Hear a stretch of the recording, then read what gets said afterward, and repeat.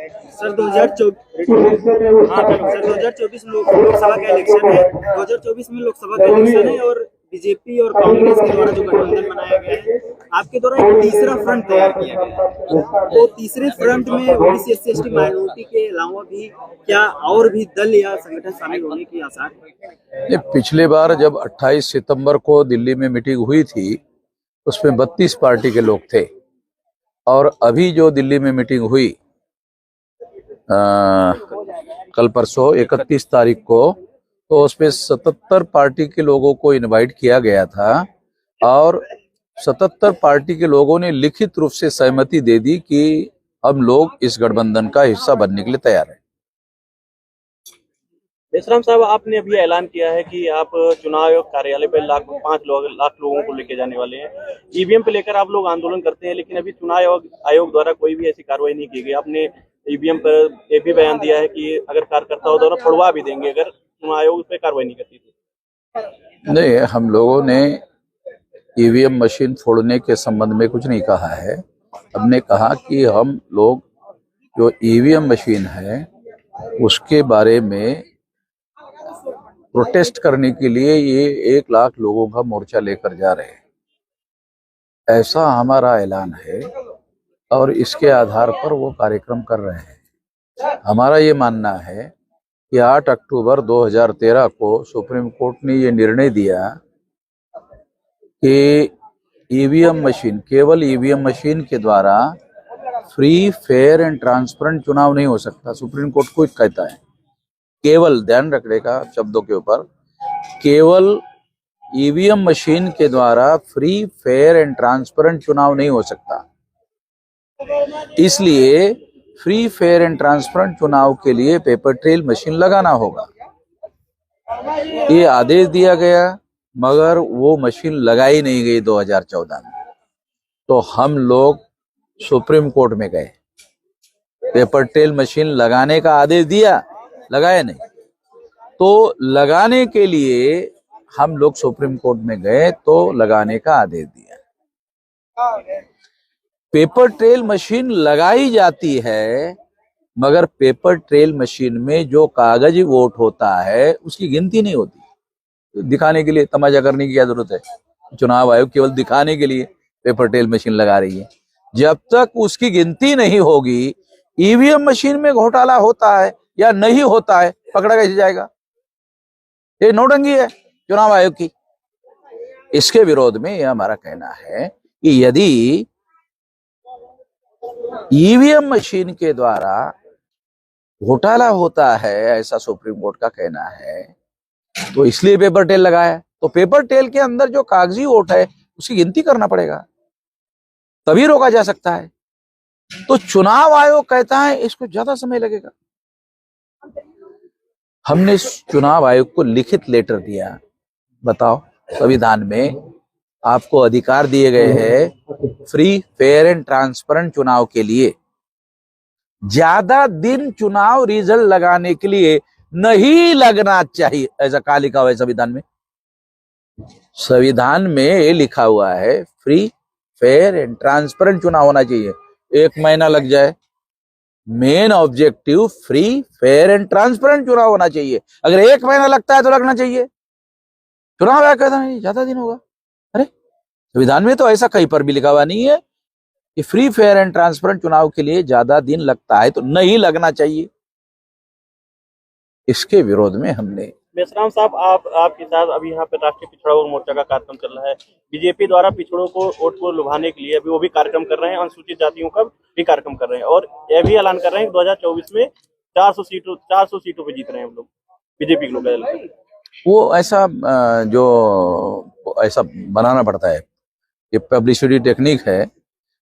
मगर उनको ऐसा लगा होता तो जब इंडिया गठबंधन बना तो इंडिया गठबंधन के पहले मोदी और भाजपा के लोग प्रोपेगेंडा करते थे अकेले ही बीजेपी चुनाव जीतेगी, अकेले ही बीजेपी चुनाव जीतेगी। तो फिर काहे के लिए एनडीए गठबंधन सामने लाया? अगर अकेले ही जीतने का दावा करने वाला नरेंद्र मोदी और भाजपा का संगठन, फिर उन्होंने एनडीए गठबंधन सामने क्यों लाया? इंडिया गठबंधन सामने आया, अकेले बीजेपी उसका मुकाबला नहीं कर सकता, इसलिए एनडीए, नेशनल डेमोक्रेटिक अलायंस सामने लाया। आप लोगों मीडिया वालों को तो मालूम है, तो बीजेपी वाले ही परास्त कर लेंगे, चुनाव जीत लेंगे, अकेला चुनाव जीत लेंगे। तो ऐसा नहीं है जैसा वो कह रहे हैं, मगर उनके कार्यकर्ताओं का मनोबल बढ़ाने के लिए ऐसा कर रहे हैं। अगर ऐसा ही होता तो फिर महिलाओं को 33% रिजर्वेशन देने की क्या जरूरत थी? सर एक सवाल ये है कि राष्ट्रीय परिवर्तन मोर्चा के अंदर उत्तर प्रदेश का जो चुनाव अभी 2024 का आने वाला है, तो माननीय अखिलेश जी, चंद्रशेखर रावण और बहन जी जैसे लीडर को क्या राष्ट्रीय परिवर्तन मोर्चा के वो ऐसा कोई गया उनके पास मैसेज कि आप इसमें आइए? ये बहन जी ने तो ऐलान किया ना, वो अकेले चुनाव लड़ेगी। आपने अखबार में तो पढ़ा होगा। तो इसलिए वो अकेले चुनाव लड़ेगी ऐलान करने के बाद फिर कोई उनके पास गठबंधन में शामिल हो जाओ, इसके लिए जा ही नहीं रहा। ये तो आपने भी पढ़ा, कोई जा नहीं रहा। कोई क्यों जाएगा? तो टका सा जवाब दे देगी, अरे आपने अखबार नहीं पढ़ा, हमने ऐलान किया हुआ है अकेले चुनाव लड़ेंगे, आप काहे के लिए आए हो? ऐसा हुआ। तो अगर ये लोग राष्ट्रीय परिवर्तन मोर्चा तीसरे फ्रंट में अगर दाखिल नहीं होते हैं, नहीं आते हैं, तो इनका पॉलिटिकल कैरियर पे असर क्या होगा सर इसका? किसका? तीसरे मोर्चे में दाखिल नहीं होने नहीं, सपा तो ऑलरेडी इंडिया गठबंधन में शामिल है। और ये रावण जी और बहन जी, फिर रावण जी को ये पूछो कि अभी भी वो रावण ही है कि कोई बदलाव किया है, पहले ये पूछ लो, फिर उसके बाद में बात करते। 26 तारीख का जो कार्यक्रम है, क्या लगता है ये जो आंदोलन होगा इसके बाद 2024 के नतीजे में कहीं ना कहीं प्रभाव पड़ेगा? देखो, आंदोलन करने वाले लोग तो इसी मकसद से करते ना कि कुछ हो।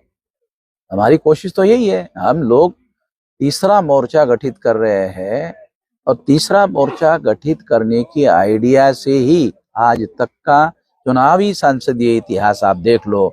जब भी तीसरा मोर्चा रहा है किसी को बहुमत नहीं मिला सेंटर में। जब भी सेंट्रल में सरकार बनी तीसरे मोर्चे के समर्थन से बनी। ऐसा कहा जा रहा है कि तीसरा मोर्चा बनने से बीजेपी को फायदा होगा, इंडिया गठबंधन को नुकसान होगा। काशीराम जी कहा करते थे कि बीजेपी ब्राह्मणों की पार्टी, कांग्रेस ब्राह्मणों की पार्टी, हमें क्या फर्क पड़ता है, वो ऐसा बोलते थे। आप लोगों ने पढ़ा होगा। तो वो उनका ब्राह्मणों के राजनीति के दावपेच का प्रोपेगेंडा है। अरे इससे तो बीजेपी को फायदा होगा। अरे बीजेपी भी ब्राह्मणों की पार्टी, कांग्रेस भी ब्राह्मणों की पार्टी, दोनों में से कोई भी जीत जाए तो काशीराम जी कहते थे ये तो ब्राह्मणों का ही होगा। सर, आप सामाजिक संगठन चला रहे हैं, आपको चुनाव नहीं लड़ना है, लेकिन लगातार आप ईवीएम पर बड़े पैमाने पर ईवीएम के विरोध में आंदोलन चला रहे हैं, लेकिन जिनको चुनाव लड़ना है वो ईवीएम पर चुप्पी साधे हुए। हम कब कह रहे हैं कि बामसेब जो है ये चुनाव लड़ने वाला संगठन नहीं है। भारत मुक्ति मोर्चा चुनावी राजनीति में दो काम होते हैं, एक पॉलिटिकल एक्टिविटी और एक चुनाव। तो हम लोग भारत मुक्ति मोर्चा के द्वारा जो आंदोलन कर रहे हैं उसमें आंदोलन एक पॉलिटिकल एक्टिविटी होती है। अब रहा वो समर्थन देना, चुनाव में किसी को पराजित करना, किसी को जितवाना, ये काम करना भारत मुक्ति मोर्चा के आंदोलन में शामिल है, इसमें कोई दिक्कत नहीं है। तो हम आने वाले समय में हम लोग, मैं किसी राजनीतिक दल का सदस्य नहीं हूं, मगर 32 पार्टी के लोगों ने मुझे राष्ट्रीय परिवर्तन मोर्चा का संयोजक बनाया।